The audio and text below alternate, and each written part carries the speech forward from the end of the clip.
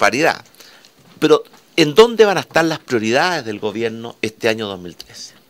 Van a estar en muchos temas, pero esencialmente en 3. Y hemos tenido reuniones de trabajo de horas con cada uno de los ministerios para ir fijando las prioridades del 2013. Van a estar en la reforma educacional, la reforma a la salud, la seguridad ciudadana y el mejorar la lucha contra la pobreza y el generar mayor capacidad de innovación, de ciencia, de tecnología y de emprendimiento. Ahí están nuestros 5 pilares: salud, seguridad ciudadana, educación, reducir la pobreza y mejorar la capacidad de crecimiento, de innovación, de creatividad y de competitividad de nuestra economía. Yo le pregunto a usted, Sergio, porque yo lo escucho a ustedes muchas veces y créanme que de repente siento que se quedan con una sola visión y a veces cualquier persona opina cualquier cosa y aquí se transforma en una especie de verdad revelada.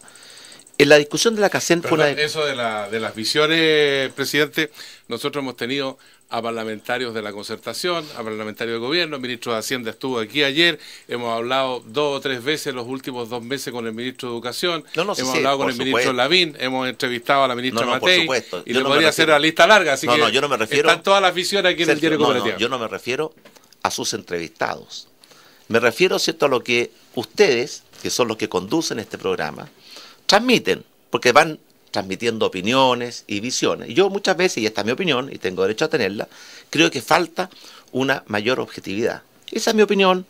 Usted puede tener una opinión distinta. ¿Usted cree que la objetividad existe, presidente? Yo leí a Humberto Maturana y dice que la objetividad es un afán de poner al otro en la posición de uno. Y que la verdad está en el entre, presidente. No, mire, la objetividad es un poco como el amor. Cuesta mucho definir qué es el amor, pero uno se da cuenta inmediatamente cuando está enamorado y cuando no está enamorado. Y uno cuando escucha un programa político, uno se da cuenta si tiene o no tiene objetividad. Ahora, naturalmente que esta es mi opinión, y ustedes tienen una opinión distinta, yo respeto su opinión, pero también tengo derecho a dar la mía. Y respetamos la suya también. Por eso, sí, pero lo importante en esto es lo siguiente.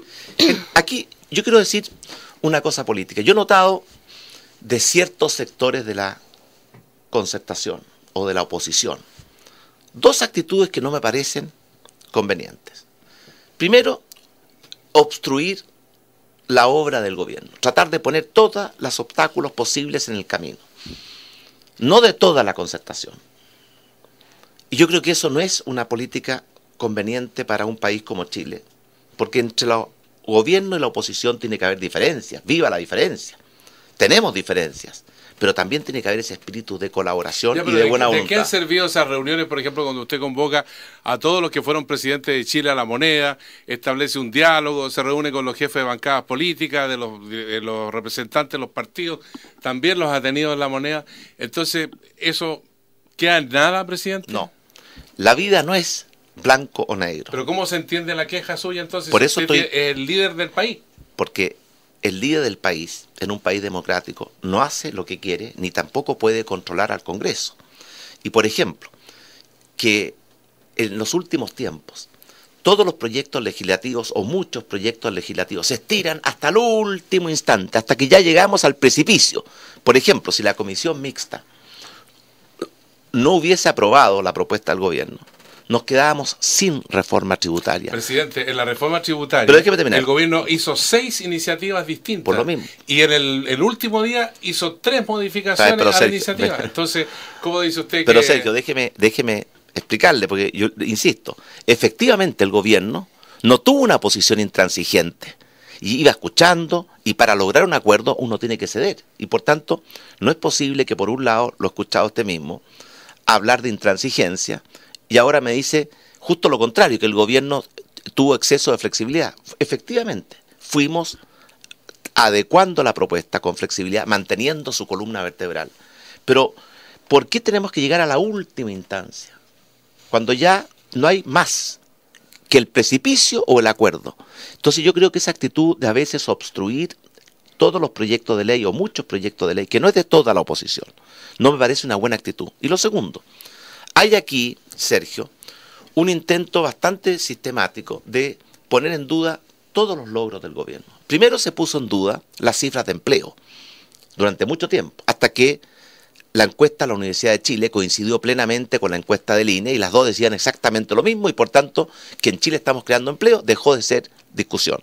Después se puso en duda la entrega de los subsidios. Hoy día nadie discute que los 220.000 subsidios de la reconstrucción están entregados, que 180.000 viviendas están entregadas a sus familias o en pleno proceso de construcción y que nos queda por construir 40.000 viviendas adicionales. Después se puso en duda el tema de las listas de espera auge. Presidente, después se puso en duda. Se pone en duda, habla de los sectores políticos, de los medios de comunicación en general, de la gente que no apoya al gobierno en las encuestas. No, me estoy refiriendo a una actitud que a veces es muy sistemática de no reconocer nada y de poner en duda todo. Por ejemplo, esas polémicas que yo le acabo de plantear, todas se fueron zanjando porque al final la verdad se impone. ¿Había crecido el empleo? Sí había crecido el empleo, y muy fuertemente. ¿Se habían entregado los 220.000 subsidios? Sí se habían entregado. En las listas de espera auge, desde el primer día dijimos que de las 380.000 personas que estaban en lista de espera auge el 11 de marzo del 2010, 340.000 salieron porque les dieron atención médica. Pero, presidente, y 40.000, en el caso del auge, por ejemplo, el que cuestiona no son ni los medios ni la oposición, el que cuestiona es la Contraloría. No, Verónica. Claro, dice que parte de esa, Verónica, de la reducción de las Verónica, listas auge aquí o somos, es por la vía administrativa. No, un momento, pero sí, hay que ser en esto más sistemático y más apegado a los hechos. ¿Qué dijo el gobierno? Que habían 380.000 personas, de las cuales 340.000 iban a salir de la lista de espera auge porque recibían una atención médica y que 40.000 iban a salir por motivos administrativos, porque estaban muertos, porque eran inubicables, porque después de buscarlos por cielo, mar y tierra no concurrían a los hospitales o simplemente porque su atención de salud había sido resuelta de otra forma. Eso fue lo que dijo el gobierno. ¿Qué dijo la Contraloría? Que habían, ¿cierto?, 3.000 o 4.000 casos de atención administrativa. Eso coincide plenamente con los 40.000. Siempre dijimos que de la lista de espera auge de 380.000, no todos iban a salir por atención médica, porque algunos están muertos y usted no le puede dar atención de salud a una persona que ya no está viva. Y por tanto, si uno lee con atención el informe de Contraloría y no lo interpreta en forma mañosa, va a concluir que no hay ninguna contradicción. Presidente, ¿hay alguna autocrítica de su parte o en Palacio entre los ministros de la moneda respecto de la mala evaluación que hay en las encuestas hacia ustedes, pese a todo lo que usted dice y que todo el mundo puede ver, que se ha avanzado, que se ha cambiado? Por supuesto. Créame que... ¿Cuál es la autocrítica, presidente? Hacemos mucha autocrítica y no crea que la autocrítica se refiere solamente a el tema comunicacional. Administrar el Estado, que es un monstruo grande que pisa fuerte, recordando esa maravillosa canción de León Gieco, es muy difícil. Y por lo tanto nosotros hacemos permanentemente evaluación, ministerio por ministerio, y hacemos mucha autocrítica. Pero habiendo tantos que dedican su vida a criticarnos todo lo que hacemos, déjelos a ellos en ese camino y déjeme a mí ocupar esta primera entrevista en mucho tiempo en Radio Cooperativa. No es por... No porque no se la hayamos pedido, presidente. ¿Se acuerda cuando entregó el premio? Yo le dije, está invitado, presidente. Y por supuesto, usted dijo, pero Sergio... Eso fue en enero. Pero ¿qué he dicho yo? Esta primera entrevista en mucho tiempo. No se ponga el saco si no le corresponde. No, pues sí, yo digo porque la gente pensará, no lo invitan al presidente. Aquí siempre va a tener la puerta abierta para el diario Cooperativa. Lo importante es, usted mire, déjeme por un segundo, Verónica y Sergio, aprovechar de compartir con sus auditores, que sé que son muchos y muy fieles. Más de 1 millón de chilenos está escuchando hasta ahora. Lo sé muy bien. Déjeme hacer un pequeño balance. A nuestro gobierno le ha tocado gobernar en tiempos muy difíciles. Y no me refiero solamente al terremoto del 27 de febrero del 2010. Antes del terremoto, la economía chilena venía perdiendo fuerza y dinamismo. Cada día crecíamos menos, cada día creábamos menos empleos, la pobreza estaba aumentando y podríamos seguir.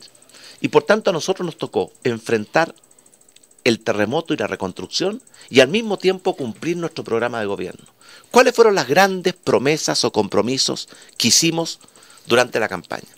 Primero, recuperar la capacidad de crecer. Durante el gobierno anterior el crecimiento estaba en torno al 3%. hemos duplicado esa capacidad de crecimiento y hoy día estamos al 6%. Segundo, recuperar la capacidad de crear empleos. Hoy día estamos creando 300.000 empleos al año. Eso es casi 3 veces más que la capacidad histórica de creación de empleos de Chile. En tercer lugar, nos comprometimos a recuperar los equilibrios fiscales, la inversión, las exportaciones, y usted ve que estamos avanzando a pie firme en ese terreno. Y finalmente, hacer grandes políticas sociales, porque no solo de crecimiento vive el hombre. Y nos comprometimos a extender el postnatal de 3 a 6 meses y ampliar su cobertura de 1 de cada 3 a todas las mujeres trabajadoras de Chile. Eso está hoy día plenamente cumplido. Nos comprometimos a eliminar el descuento del 7% de salud a los pensionados. Está cumplido. Nos comprometimos a terminar con las listas de espera auge. Y la verdad es que más allá de que algunos salieron por razones administrativas, hoy día tenemos la lista de espera auge al día. Y por lo tanto, si uno hace un balance de cómo la economía chilena se ha recuperado, cómo hemos avanzado en materia social con el ingreso ético familiar, el postnatal, la eliminación del 7%, el término de la lista de espera auge, la disminución de la pobreza, yo siento que estamos cumpliendo lo que prometimos y lo que comprometimos. Ahora, ¿significa eso que este es un gobierno autocomplaciente, que vive en los laureles? Por supuesto que no. Estamos muy conscientes que nos queda mucho trabajo por hacer. Presidente. Por ejemplo, todavía hay 2,4 millones de chilenos viviendo en condiciones de pobreza. Y esa es una herida abierta, permanente. Todavía hay muchos chilenos que sufrieron los rigores del terremoto. Por de pronto 40.000 familias a las cuales tenemos que cumplirles entregándoles una vivienda donde puedan vivir con dignidad. Y por tanto, Sergio... Antes del próximo invierno, presidente. ¿Cuándo se van a entregar las viviendas en el litoral del más afectado de la 7ª, 8ª región? Bueno, en ese litoral, y si usted se refiere a Constitución, Dichato y los lugares más Y emblemáticos... la 6ª región también. Sí, Pero... no podíamos llegar y reconstruir. Porque, ¿pero cuándo van a estar entregadas las lo voy a viviendas? decir de inmediato, no podíamos llegar y reconstruir. Porque si después venía otro maremoto iba a producir la misma mortalidad y el mismo daño. Había que primero construir áreas de protección, de amortiguamiento, parques para construir mejor que antes. Pero yo lo voy a decir de inmediato las fechas. Nuestro compromiso fue entregar todos los subsidios de la reconstrucción antes del 31 de diciembre del año pasado. Lo cumplimos. Hoy día hemos construido y están terminadas y entregadas o en pleno proceso de construcción 180.000 viviendas. ¿De un total de? 220.000. Y por tanto, ¿qué nos queda?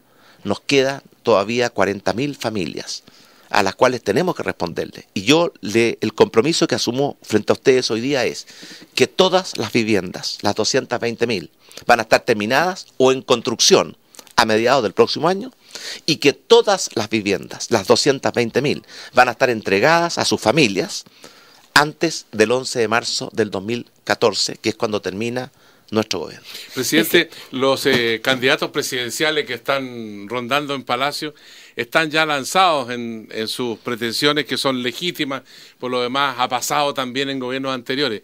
¿Cuándo es el momento para que los potenciales candidatos, Gorbón, Alamán, Lavín, no sé, que puede ser candidato a senador, la ministra Schmidt también, que está muy bien evaluada, hay plazos legales, pero al mismo tiempo hay prioridades que el gobierno tiene, trabajos que ejecutar, y el tiempo es menos de 18 meses. Entonces, ¿cuándo se van los ministros de gabinete? Porque yo le he preguntado a los dirigentes de los partidos, dice, es el presidente de la República el que toma las decisiones. Y usted está aquí, por eso se lo preguntamos. Me parece muy bien. Para los ministros, subsecretarios, intendentes o gobernadores que aspiren a postular al Parlamento, hay una fecha establecida en la ley, legal, claro. 14 de noviembre. Yo creo que la inmensa mayoría de los ministros va a seguir como ministros y van a completar la obra con la cual estamos comprometidos. ¿Hasta fines de febrero del próximo año? Hasta el 11, ¿por qué dice hasta fines de febrero del próximo año? No sé, porque se abre marzo, se abre otra temporada, digamos, de actividad plena en el país. Recuerde usted que la fecha tope legal es el 14 de noviembre. No, pero para los candidatos presidenciales. Los candidatos presidenciales, curiosamente, no tienen una fecha legal, y eso es algo que es, a mi juicio, una anomalía. ¿Y para cuándo piensa usted que debería ser? Yo he planteado que ese tema lo vamos a analizar y resolver después de las elecciones municipales. Pero sí le insisto en esa política de la diferencia entre un ministro